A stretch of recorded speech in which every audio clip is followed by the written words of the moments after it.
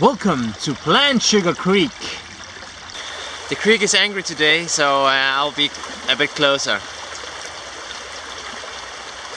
Today we will talk about supplementation. I've encountered many people who are very afraid about supplementation because, oh, it's unnatural. Really, we're living in an unnatural world where we spend most of the day indoors, inside. So of course we will need to have some unnatural measures to not get sick and stuff like that.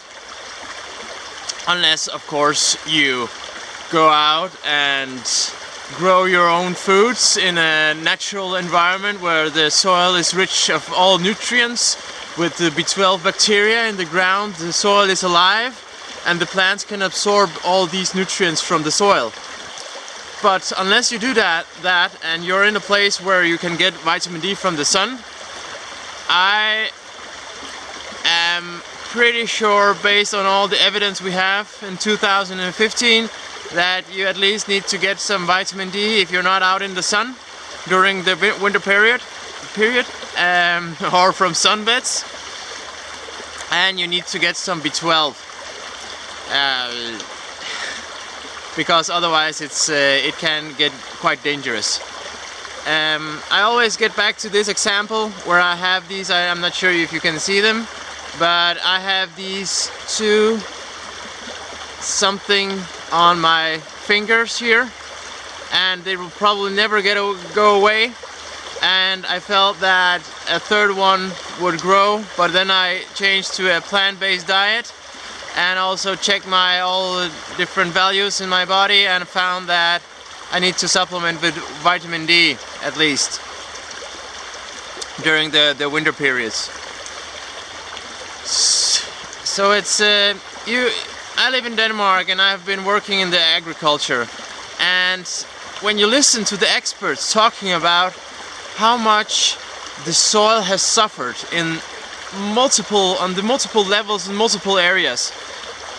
The soil has been deprived because we grow the plants and we harvest everything, and it's probably mostly monocultures. We do the crop rotations in Denmark, but that's not enough compared to permaculture and a soil that is alive. And we throw all this pig and other animal excrements, gylle called in Denmark. It's poisonous. Many people who work in agriculture get very sick while they're pouring out this poisonous thing out on the fields, and it's the plants will grow, but many of them are just tasteless. So if you think that, oh, I can't become vegan because it tastes like shit, yeah. If you only buy things that are grown in soil deprived of everything. So what do you think? What do you think you're doing you only buy stuff that, and you try to grow your own tomatoes or to grow your own stuff and see the taste difference, and make some compost. You can, and there's no excuses. If you're in a flat, there will probably be a little garden, or on the roof there are many things, many flats or communities that grow things on their roofs and stuff like that. So yeah, maybe if you live in New York or where it's impossible to have some land, but most people have a choice, or they can move or whatever, or speak up in the community and say that we need something else, because otherwise we'll get more and more sick. So supplementation is a very debated area. I believe that vitamin D is needed if you don't get it from the sun, and B12. And there are probably other multiple things that I don't know about, but please comment below. My brother told me yesterday about some kind of nut to get selenium or something like that, because we don't have selenium in the soil left in Denmark. So it's you can put your food into chronometer or whatever, but how do you know that the nutrients actually are there based on how the plant has been grown? It's impossible, right? So I completely understand people pouring sugar and other nutrients into their food, because and I would if you are like a binge eater, I would prefer for you would prefer yourself to get a bit sugar into your banana smoothie or whatever to get the energy you need, instead of just eating something and then eating candy or whatever crap afterwards. So you need to think of what's going on, and if you live in an unnatural world, you need the supplements.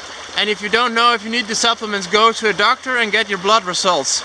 And afterwards, get the blood results and check the limits, and check the limits in different countries, and look into the literature, or post it down below and I can comment on your blood results.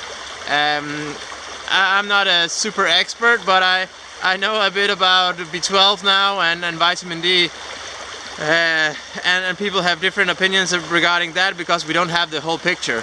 If we got studies that show that vegans with high B12 levels and high vitamin D levels in the blood, whole foods, plant-based vegans, high carb, that they die before or get more sick than vegans of that kind that have very low values or the limited values compared to the limits in Denmark, for example. I will consider to reduce my intake of supplements, but before that happens, I'll need to go what the evidence currently says.